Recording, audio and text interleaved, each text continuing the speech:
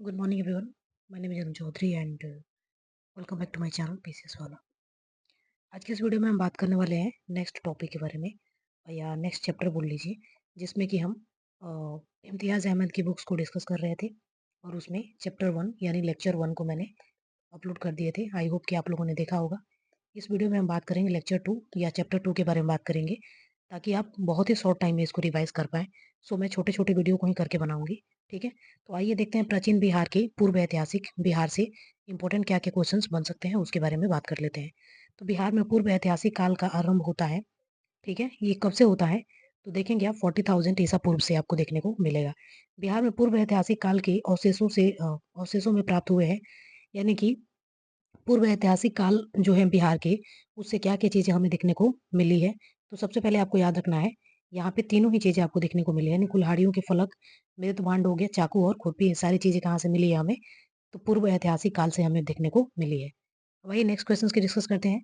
बिहार में आदि मानव के निवास के आरंभिक साक्ष्य कहाँ से प्राप्त हुए हैं? यानी कि स्टार्टिंग में ही जो साक्ष्य है वो कहाँ से मिले हैं? तो मुंगेर और नालंदा से मिले हैं।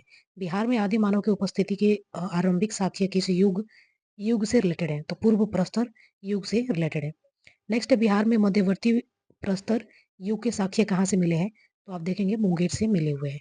बिहार में चिरांद, सारण तथा चेचर वैशाली, ये दोनों इंपॉर्टेंट चीजें हैं। ये चिरांद की बात करें तो यूपीएससी में पूछा हुआ क्वेश्चन है, मैच द फॉलोइंग में।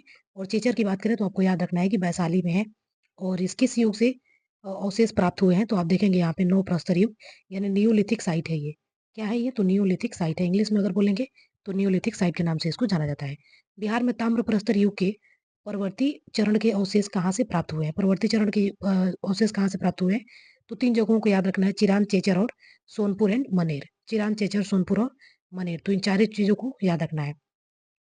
नेक्स्ट चैप्टर की बात करें, ऐतिहासिक काल का आरंभ। ऐतिहासिक काल का आरंभ से क्या-क्या क्वेश्चंस बन सकते हैं? उसमें सबसे पहला क्वेश्चन है, बिहार सहित पूर्व भारत में आर्यों का आगमन हुआ था।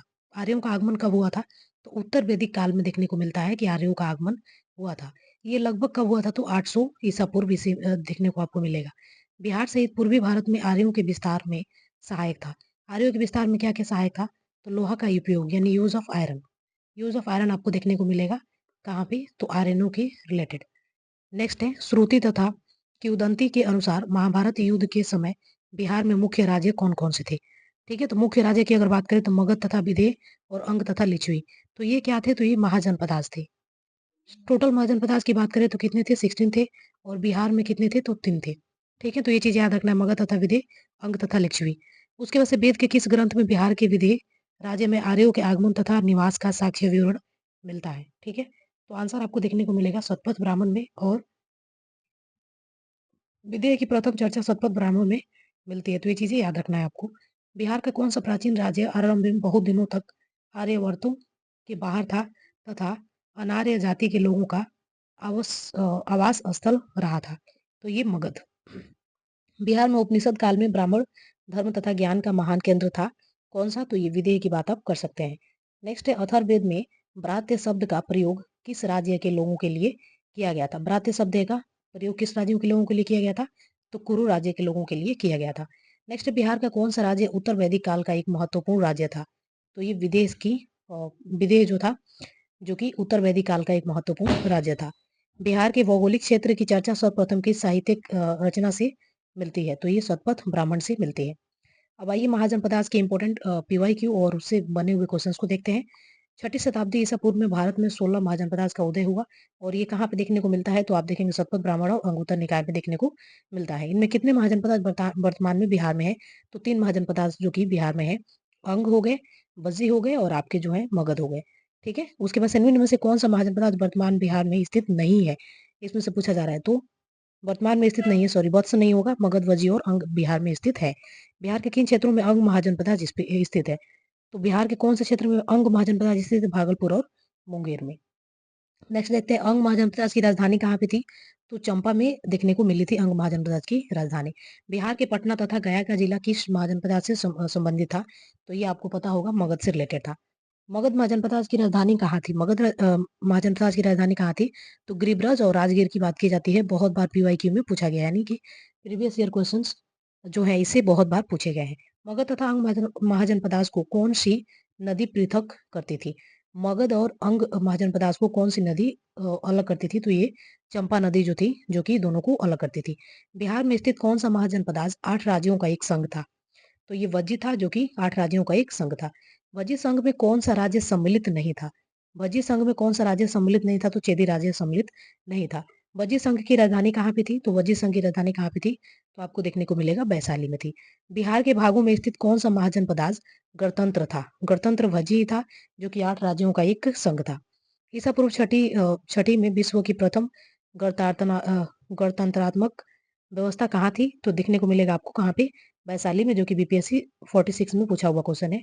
मगध की प्रथम राजधानी कौन सी थी? तो मगध की प्रथम राजधानी गिरिराज और राजगीर के नाम से भी इसको जाना जाता था, जो कि 47 बीपीएससी में पूछा गया है। प्राचीन भारत के 16 महाजनपदाजों में से एक था, कौन था? तो अंग था, जो कि प्रथम क्षेत्रीय कार्यालय 2001 में पूछा गया है। नेक्स्ट आपका क्वेश्चन है, महाजनपदाज युग में पावापुरी किसकी राजधानी थी? तो पावापुरी किसकी राजधानी थी? तो ये मल गणराज्य की राजधानी थी। ठीक है, तो ये महाजनपदाज से रिलेटेड क्वेश्चंस थे। अब आइए देखते हैं जैन धर्म से रिलेटेड इंपॉर्टेंट क्वेश्चंस क्या क्या बन सकते हैं और इसमें क्या क्या क्वेश्चंस है। सबसे पहले देखते हैं जैन धर्म के वास्तविक संस्थापक और 24वें अंतिम तीर्थंकर महावीर का जन्म कहाँ पे हुआ था? तो आप देखेंगे कुंडाग्राम में हुआ था। और इनका भी जो है निर्वाण जो कहाँ पे हुआ था? तो पावापुरी में हुआ था। महावीर के जन्म स्थल कुंडाग्राम बिहार के किस जिले में है? तो ये वैशाली में पड़ता है। महावीर स्वामी के पिता सिद्धार्थ का संबंध था, किससे था? तो वज्जी संघ से था। महावीर स्वामी की माता त्रिशला विदेहदाता राजकुमारी थी, किसकी? तो लक्ष्मी की। महावीर स्वामी ने अपना अंतिम उपदेश कहाँ दिया था? तो ये पावापुरी में इन्होंने अपना अंतिम उपदेश दिया था। महावीर की मृत्यु हुई थी कहाँ पे? तो पावापुरी में। नेक्स्ट है, प्रथम जैन संगति का आयोजन कहाँ हुआ था? तो देखेंगे प्रथम जैन संघ का जो है आयोजन हुआ था पाटलिपुत्रा में। और थर्ड बुद्धिस्ट काउंसिल हुआ था कहाँ पे? तो पाटलिपुत्रा में। प्रथम जैन संगति का आयोजन किसके शासनकाल में हुआ था? तो चंद्रगुप्त मौर्य के शासनकाल में हुआ था।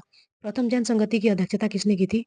तो ये अस्तुलभद्र ने किया था। तो सबसे पहले आपको याद रखना है कि फर्स्ट जैन स्थल जो है जैन से रिलेटेड काउंसिल कहाँ पे हुआ था? तो पाटलिपुत्रा में हुआ था।